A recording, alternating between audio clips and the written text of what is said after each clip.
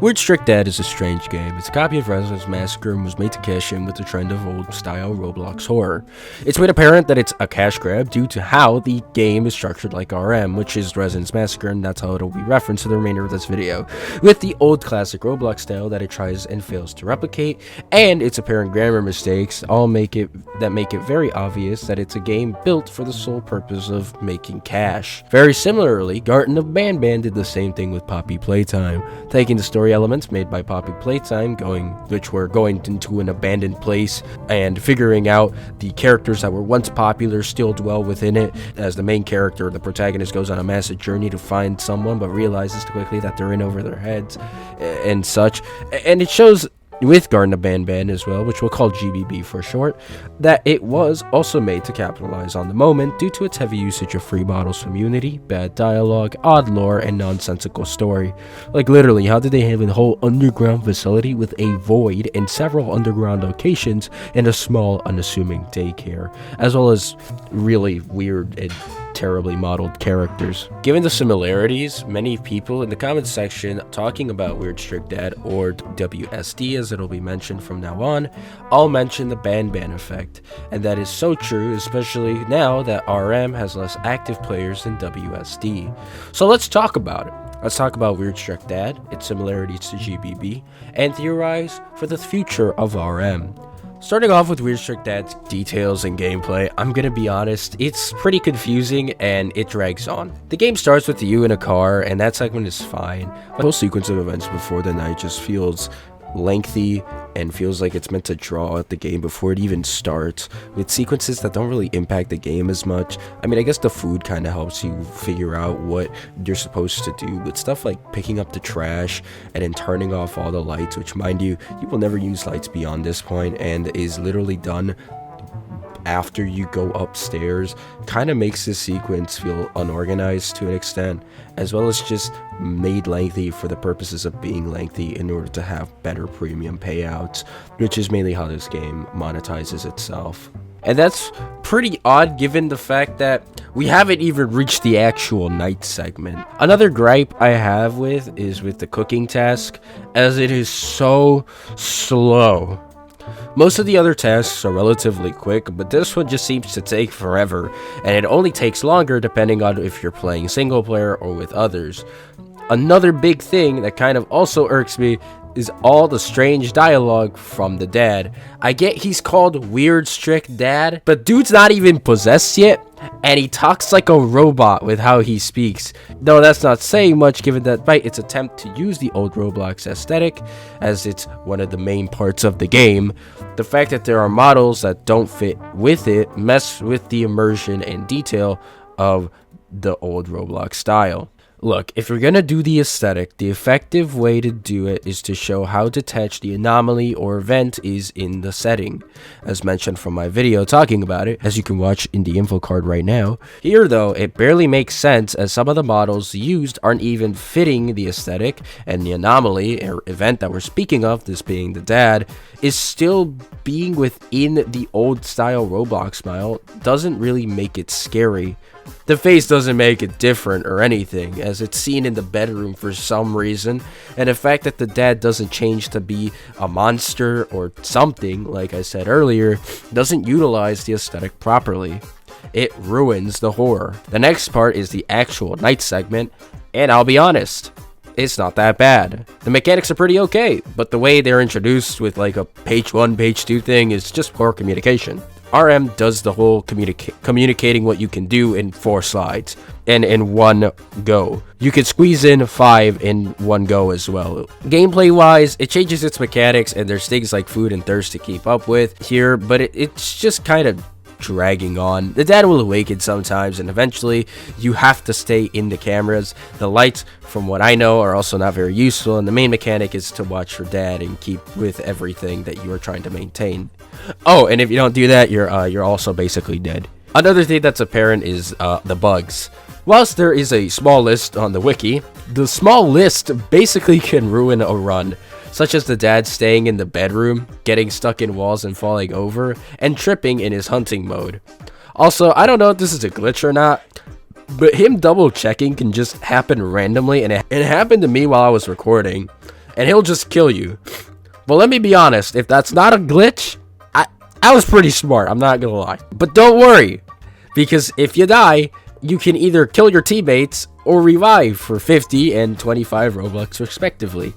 Yep, they're monetized, baby. Give me the money.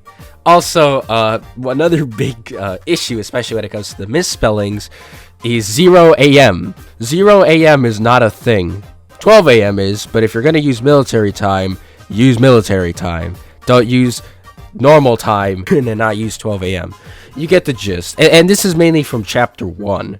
Chapter 2 is not one that I have thoroughly played, but from some reports and from some videos that have covered it, it ranges from not from at about the same level as Chapter 1 to worse than Chapter 1 due to bugs and blatant usages of free models. My issue with free models isn't that it's a free model, because free models could genuinely be beneficial into actually speeding up or making a creation. You don't always have to be unique, right, and have a very unique model. But my problem is when you begin to overuse and rely on free models to make a product. And in the case of Weird Strict Dad, and later on we'll talk about Garten and Banban, both of them overuse free models in order to just make the game, so that way they can churn out chapters more frequently, which is the issue that I have here. So it's not the models being free, it's the heavy usage and reliance on free models that I have an issue with. Now that you get how the game works as well as some of the issues that I have with it, let's talk about Garten and Banban and how they're similar, and how Weird Strict Dad, WSD, is very similar to it.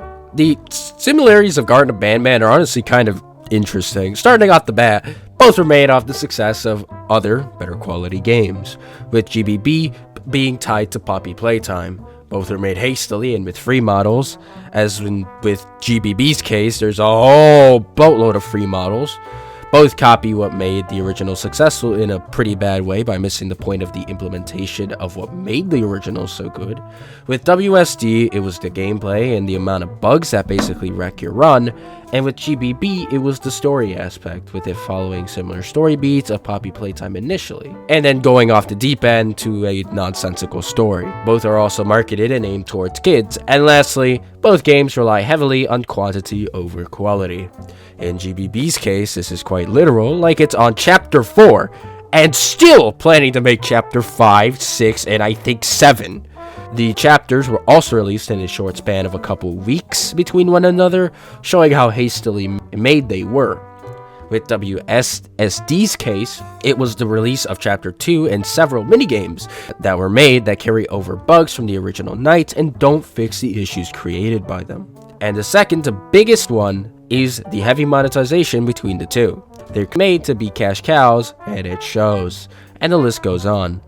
But sadly, the biggest part, as that was the second biggest, but now the biggest part that we'll get into is how they both have become more popular than their respective games. GBB overtook Poppy Playtime, and WSD, from the time of this screenshot, which was from yesterday, has tripled the amount of players in RM. Which gets me to my next and last point, being the future of RM. Currently, with the player count being in the favor of WSD, it really doesn't look good for RM. Even after their winter update, they're not getting as many players as WSD, and it's honestly not very surprising, but still upsetting. One thing I will give WSD credit for is that it's able to churn out a lot of content and have a lot of replayability that RM doesn't really have. As WSD has 2 chapters and 4 minigames, which might not sound like a lot, but is a lot when looking at RM, with it having 1 night and 2 minigames, one of them being an event. Because of the lack of updates and hence replayability from RM, WSD has been able to maintain higher player counts than RM. However, I will say this. I think WSD does suffer from having a lot of new players, but not a lot of returning ones. This is just a theory based on observation, but given that in my server there were 2 people who had actual wins, it could show that there's a lot more newer players than recurring ones, which could be an issue with WSD, signaling that people don't really stick around with it for too long. But it is also something I can neither confirm nor deny, considering that this might be a new server compared to other servers, and that perhaps people who were already winning more were not in the lobby. It could just be the case for that. And like I said, it is really just a theory for that. Another thing I will say about WSD is that it is also a worrying sign when it comes to Roblox horror as a whole, given that it's more rewarding to put a bunch of content that purposefully lengthens the games, as well as it's buggy, and that somehow gets more popular than games that are actually made based on quality. It's also just given that other horror games with quotes, like the experience games, have also shown this to be very effective on Roblox, as many of the experienced games have quite a lot of players constantly playing them, and and the ability to churn them out quickly makes it able so that many players can just come back and play more, giving them more money due to premium payouts and game passes. Overall, it feels like quality is being sacrificed for profits, and ultimately that seems to be the general direction of Roblox and Roblox horror as a whole. Don't get me wrong though, there are still good horror games out there, but they're buried under what basically is mediocrity or just bad games in general. In conclusion, the Banban effect is working on Roblox as well, and Weird Strict Dad makes that apparent. Its similarities to GBB and its popularity show a general trend on Roblox horror, that's seemingly being to capitalize on the genre by making very long and drawn-out horror games instead of making a quality product, creating popular horror games that fall under mediocre or worse. Whilst WSD is not the only game like this, nor will it be the last, it is ultimately a game that falls under the Banban effect. But that's all for me.